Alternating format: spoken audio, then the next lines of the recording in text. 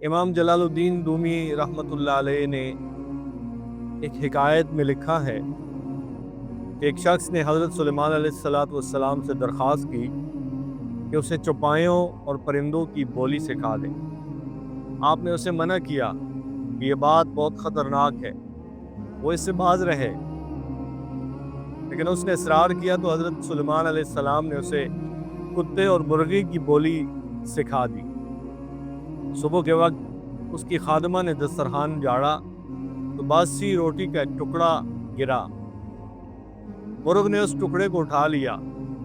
کتا مرغ کے پاس آیا اور اس نے کہا کہ مرغ تو دانا بھی چگ سکتا ہے اور کتا دانا کھانے سے عاجز ہے، لہذا مرغ وہ روٹی کا ٹکڑا اسے دے دے۔ مرغ نے کتے سے کہا کہ چپ ہو جاؤ، غم نہ کرو، آقا کا گھوڑا کر مر جائے گا، تجھے اللہ پیٹ بھر کر کھانا کھلائے گا۔ مالک ان کی بولی سمجھ رہا تھا، اس نے گھوڑا فوراً فروخت کر دیا اور اپنے آپ کو نقصان سے بچا لیا۔ دوسرے دن بھی مرغ روٹی لے اڑا اور گھوڑا نہ مرا تو کتے نے مرغ سے شکایت کی کہ وہ جھوٹا ہے اور کتے کو بھوک سے دوچار کر دیا ہے۔ مرغ نے کتے کو تسلی دی کہ گھوڑا مرا تو ہے لیکن دوسرے گھر میں، فکر نہ کر، کل مالک کا خچر مر جائے گا اور اسے صاف کتے ہی کھا سکیں گے۔ مالک جب ان کی بولی سمجھ رہا تھا، اس نے فوراً خچر کو بھی فروخت کر دیا۔ دوسرے دن خچر کے مرنے کا واقعہ نہ ہوا تو کتے نے مرغ سے سخت شکایت کی کہ تجھے آئندہ کی کوئی خبر نہیں ہوتی، ڈینگے مارتا رہتا ہے، تو جھوٹا ہے۔ مرغ نے کہا ایسا نہیں، خچر دوسری جگہ جا کر مر گیا ہے، کل اس کا غلام بیمار پڑے گا اور جب وہ مرے گا تو یہ کتوں اور مانگنے والوں کو روٹیاں کھلائیں گے۔ مالک نے یہ سنا اور غلام فروخت کر دیا اور دل میں بڑا خوش ہوا کہ اس نے کتے اور مرغے کی بولی سیکھ کر بڑی دانائی اور حکمت سے کام لیا ہے، اور کس طرح 3 نقصان اپنی دانائی سے ٹال دیے۔ عزیزان محترم، تیسرے دن اس محروم کتے نے مرغ سے شدید شکایت کی، اسے جھوٹا، فریبی اور دغاباز کہا۔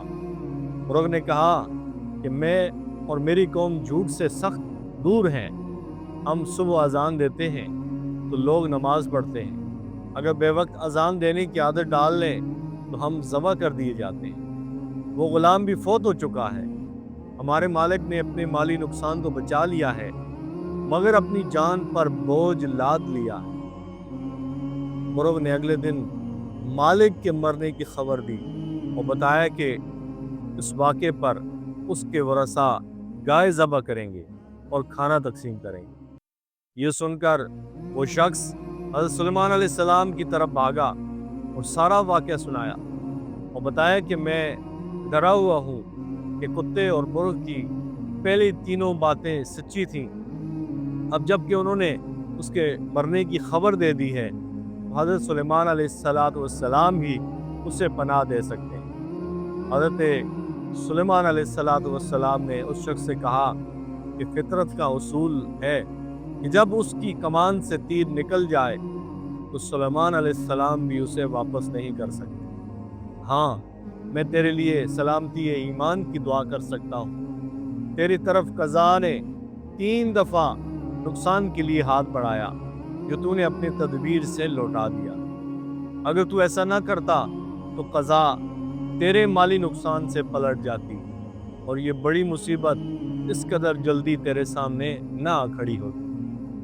اب اس سے رائے فرار کسی صورت بھی ممکن نہیں ہے۔ عزیزان محترم، اس واقعے سے ہمیں یہ سبق ملتا ہے کہ چھوٹی مصیبت بڑی مصیبت کا کفارہ ہوتی ہے، اور اللہ تبارک و تعالیٰ کی عطا پر ہمیں ہر صورت راضی رہنا چاہیے اور ہر چیز حاصل کرنے کی خواہش نہیں کرنی چاہیے۔